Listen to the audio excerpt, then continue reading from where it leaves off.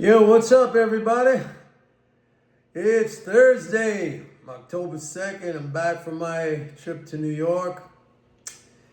And I gotta say, man, some mixed emotions about going there. I didn't know how I was gonna feel.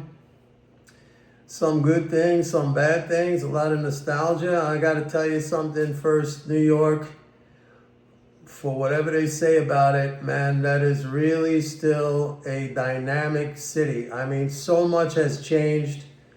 I went to my old neighborhood. It doesn't matter, like wherever you go, they're just ripping down the old and putting up the new. It's in a constant state of metamorphosis and development. I mean, I saw things in my neighborhood that were just unbelievable in a good way and also in a bad way. I mean, in a lot of ways, they're tearing down the character of neighborhoods and putting up these kind of monolithic style buildings or things that look like they belong in Midtown Manhattan with other corporate buildings. So I didn't like that. But I mean, one thing you can't deny is that that city is constantly undergoing a metamorphosis. It never stops. The other thing is the energy and the dynamism. And you know, there's just, not that I have to say this, but there's a lot of people. Like I have to say this, I lived there practically my whole life. There's a lot of people. It's dirty. It'll suck the energy out of you. You gotta be prepared. You gotta have a lot of stamina, not just money, but a lot of stamina to live in New York. And you know, with all those people around you, it's hard to get any personal space. A lot of you probably already know this, but I'm just talking about my personal experience.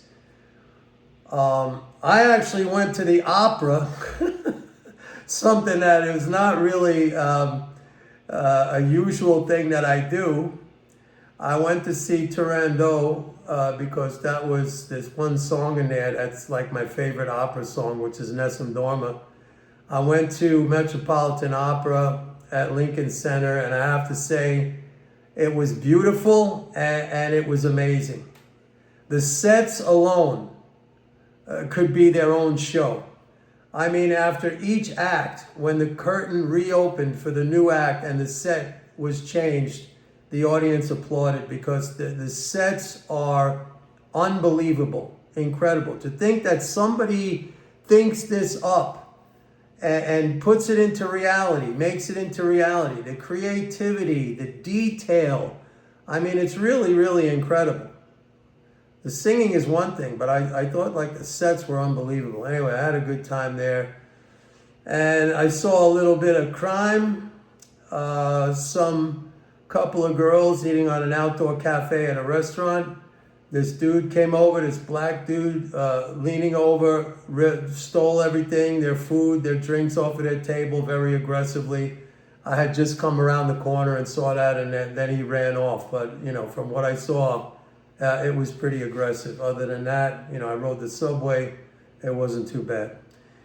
Anyway, on to the markets.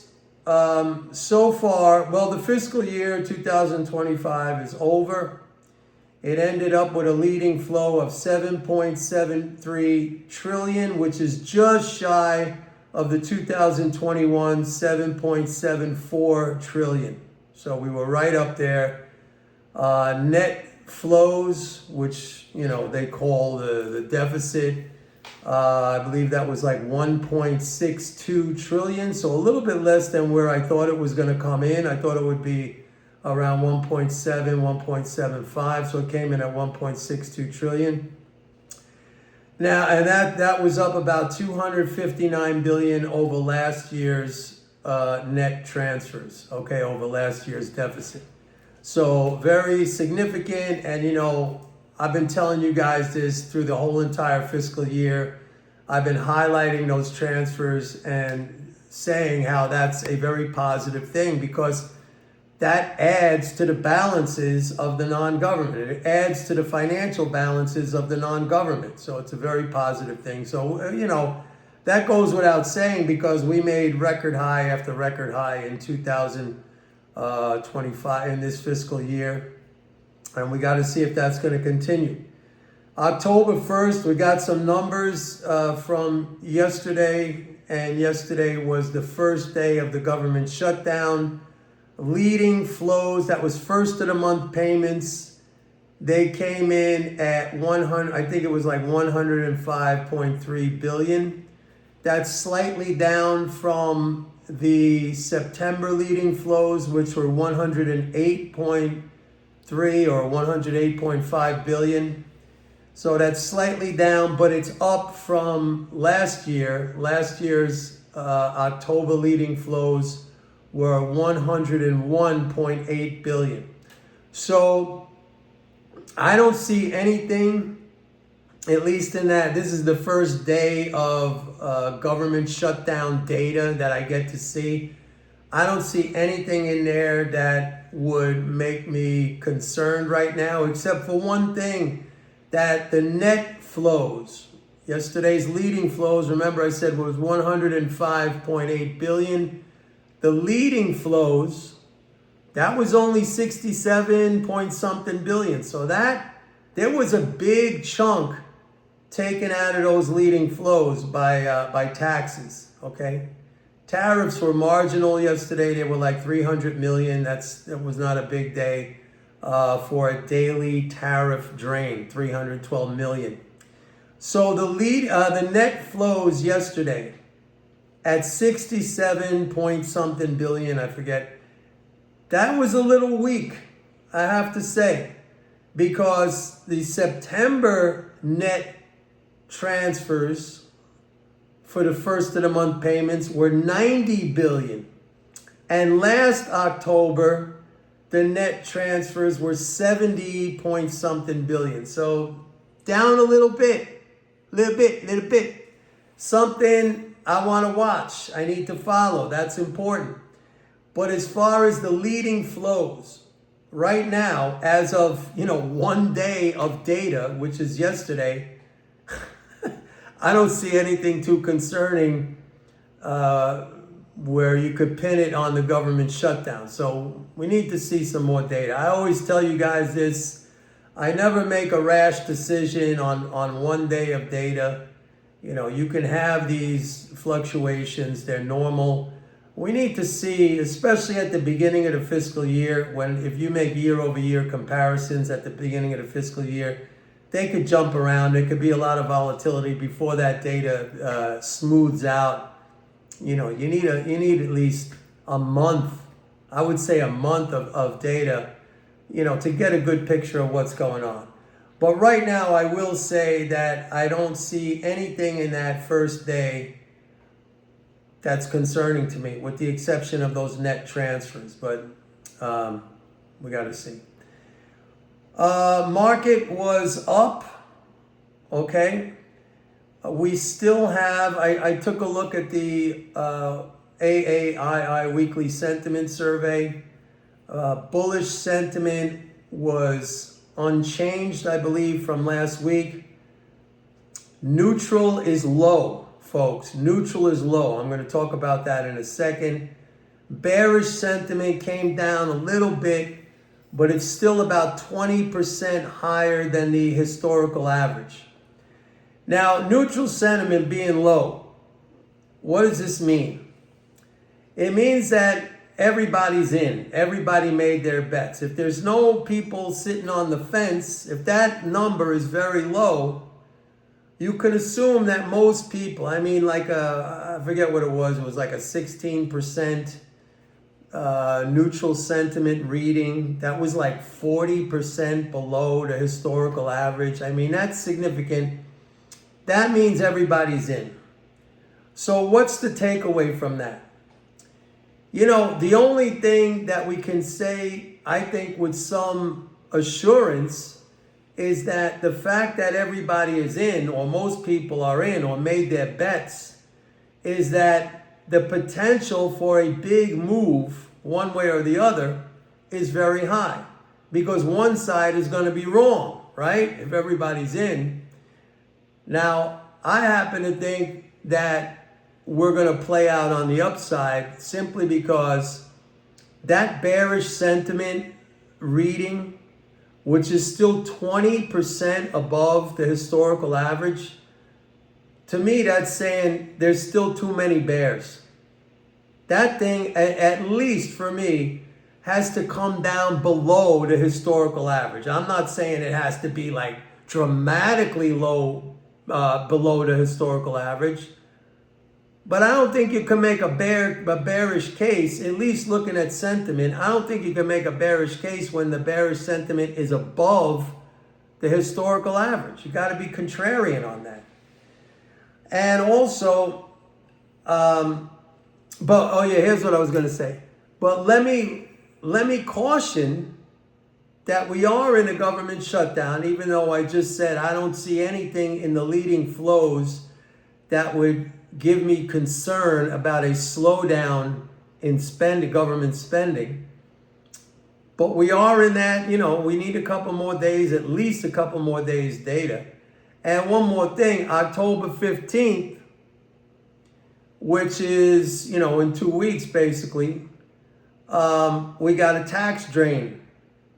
So we could have a final dip for October, like that. We have that. These are seasonal. This is a seasonally weak period because of these tax drains. We had one last month in September, which we haven't fully recovered from. I think there's something like 56 billion that still needs to be recovered from that.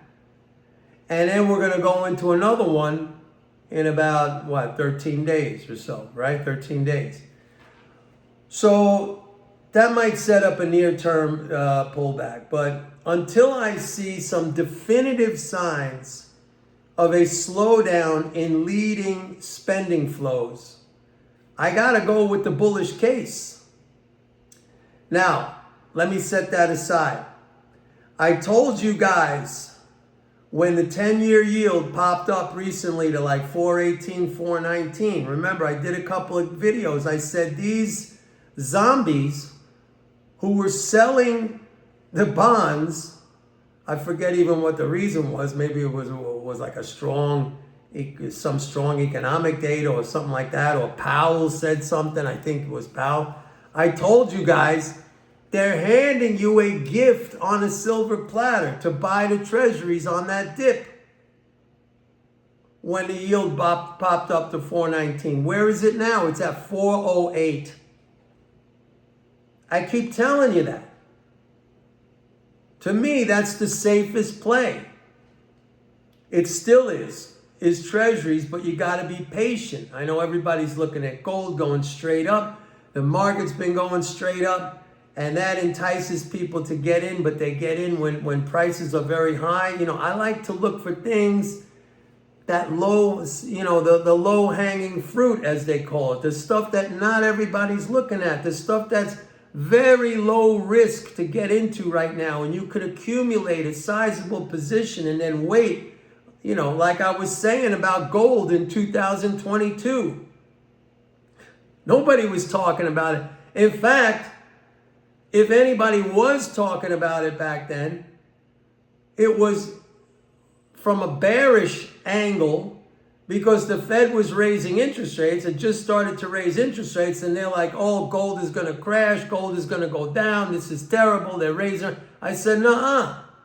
I said it's going to be the opposite. Yeah.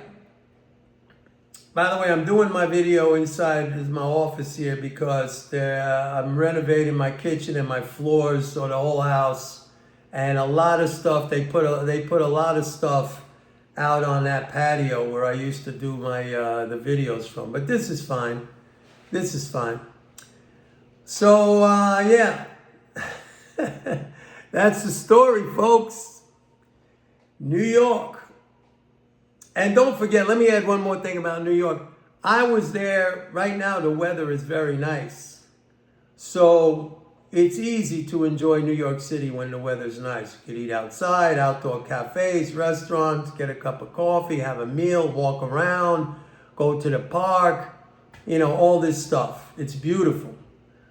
But when it's deep winter, and the weather is nasty and raw, and you got to walk around in that, maybe slush and ice puddles and the wind cutting through your jacket and your clothes, and you're not eating outside, believe me, that's a different story, all right? But anyway, you know, it's not like I don't know New York. I grew up there my whole life. My family's from there. My kids are still there. And so I always will consider myself a New Yorker, even though now I'm in Florida. All right, that's it for today, folks. Thank you for watching. Please like and subscribe. And don't forget to go to my website, pitbulleconomics.com. Sign up for a 30-day free trial to MMT Trader. You're going to want to see how these flows evolve now in the new fiscal year. And, you know, we're in the government shutdown. It's going to be very interesting. All right. I'll see you guys tomorrow. Bye.